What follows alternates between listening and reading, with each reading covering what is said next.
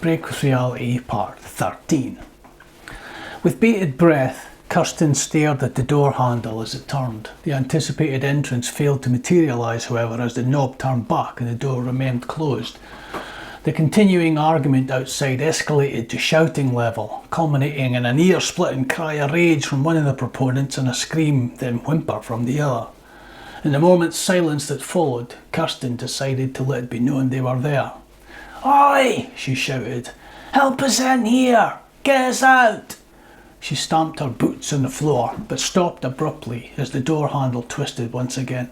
This time the door opened, and a short, stocky man with a thin, dark moustache burst in, roll of plumber's tape in one hand and a meat cleaver in the other. "Who the fucking fucker?" she started. The man strode over and squatted uncomfortably close to Kirsten, who instantly recoiled at his sudden proximity. "Silencious!" he spat in her face, perspiring whiskey-reddened nose tip to tip with hers. At the sound of his voice, she guessed he was one of the two that had paid them a visit earlier.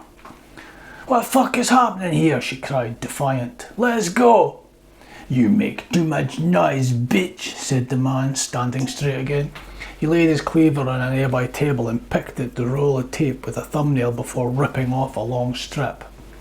Swatting close once more, he struck the piece across struggling Kirsten's mouth, winding it tightly round her neck, then repeated the task for Gavin behind her. Gavin himself was silent throughout all this, head bowed, staring at his knees, slowly shaking his head, resigned to his fate. Kirsten, however, continued trying to shout through the silver-grey barrier across her lips.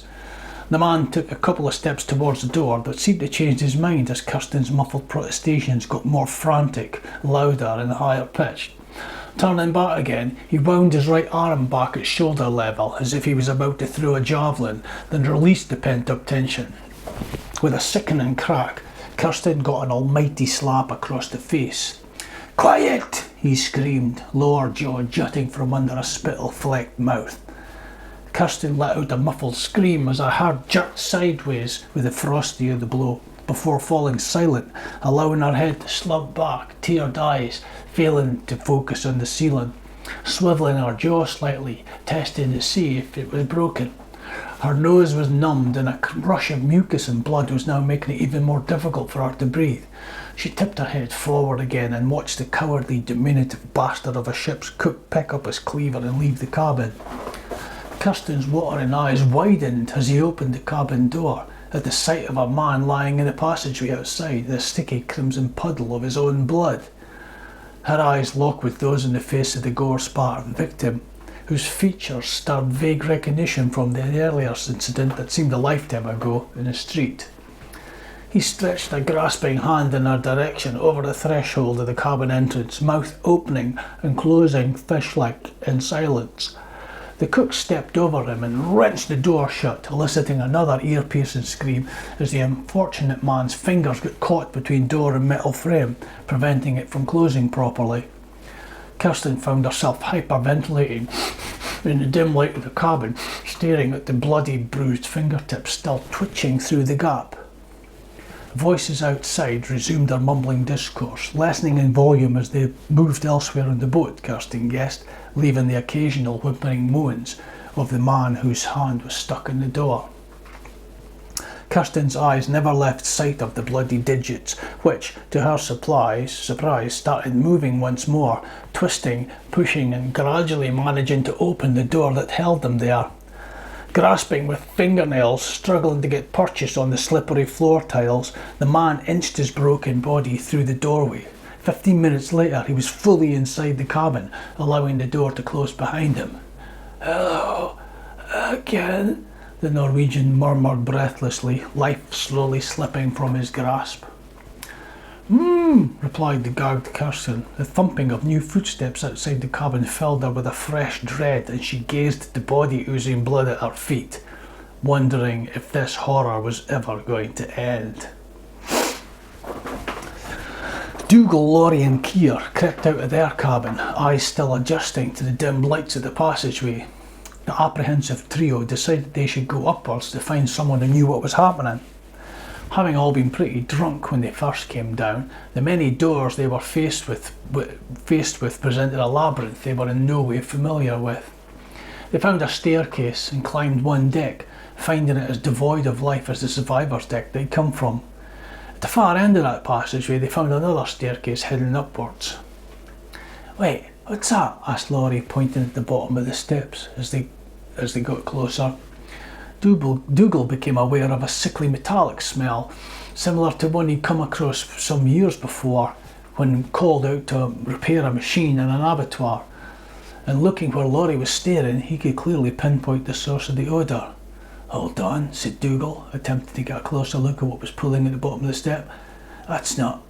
"Blood," said Keir, bending down and dipping a finger in the substance before tasting it, much to Dougal and Laurie's disgust. "Aye, it's blood, all right." He looked up at Dougal and Laurie, in whose eyes he could see reflected the horror he felt welling up inside himself. "I still think we need to go up there," said Dougal, peering up the dimly lit staircase. "Aye, must have been an accident," Keir whispered back. "We should go and help or something." "Accident?" said Laurie, incredulity all too apparent in her voice. "Didn't sound much like an accident to me." "Well, maybe no," said Dougal, "but I reckon we need to let someone know we're still on the boat in case they've gone to sea, thinking that like we went ashore or something." "Aye," said Laurie, "they'd have to turn back and take us home." The three of them padded their way up the staircase, trying as much as possible to avoid the sticky substance trickling down the steps. On reaching the top of the steep incline, Dougal stuck his head out to see what they were to be faced with on the passageway beyond. Nothing but a stream of blood, which seemed to have pooled in the middle of the passageway. Then a streaky trail leading to another door further down. He beckoned Keir and Laurie to come up, and they moved along towards the far end. A sudden, dull, uneven thudding noise came down, coming from the direction they were heading, and startled them. Someone was clumping down the stair at the far end of the passageway, opposite the cabin they were intending to investigate. Dougal instinctively felt very wary. He ushered Laurie and Keir back towards the steps they just came up, and they quietly clambered back down, a few of them.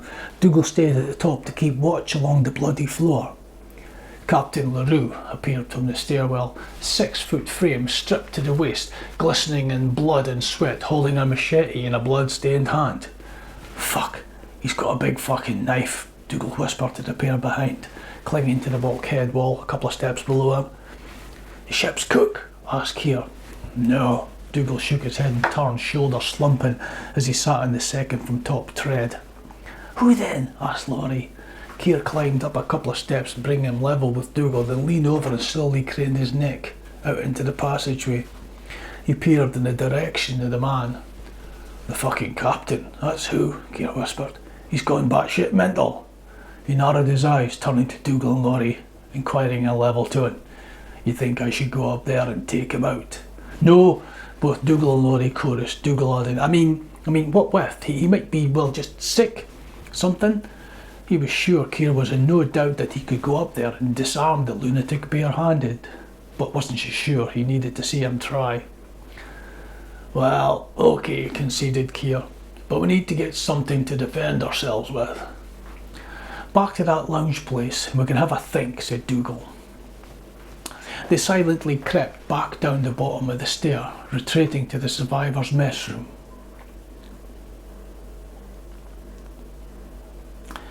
There's a big gap. "Rocco hasn't magically reappeared then," said Dougal as they re-entered the survivors' mess room. "Who?" asked Laurie. "Rocco, the engineer guy." "Probably went to engineer something," said Keir. They each took a seat around the table they were at earlier in the day, which still had the empty whiskey bottle lying on its side. Some half-squashed beer cans were there, and half a case of unopened lager sat in it. "Aye, supposed. Right," said Dougal, as if calling a meeting. "What are we going to do?" "I do not know," said Keir. "Where are the others? Them two Norwegians?" "No idea, but I think we're going to have to find them. We need to get tooled up. No way I'm facing a machete-wielding nutter in my bare hands."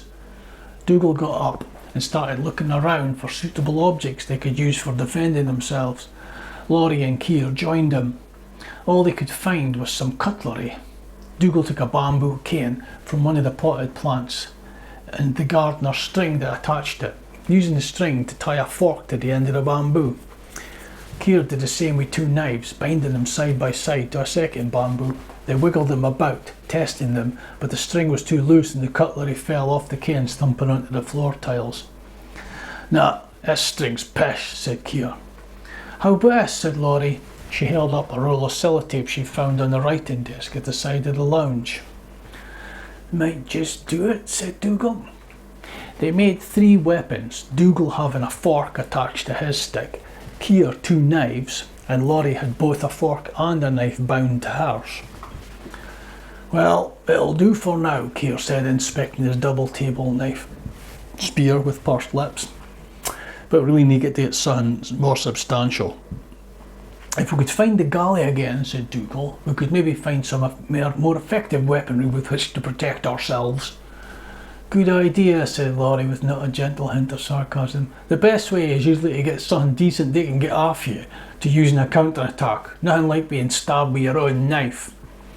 "Well, I dinna feel like tackling that bastard up there with my bare fucking hands," said Dougal. All eyes immediately turned to a grey speaker mounted on the wall that beeped loudly and crackled into life. The white noise of background sound was interrupted a few seconds later by a familiar French baritone. "Attention, invaders, infiltrators aboard my ship," drawled the unhinged skipper. "This is Captain Jacques Leroux speaking." "Invaders?" said Keir. "What the name of fuckery does he think we are?" said Laurie. "Fucking pirates or something?"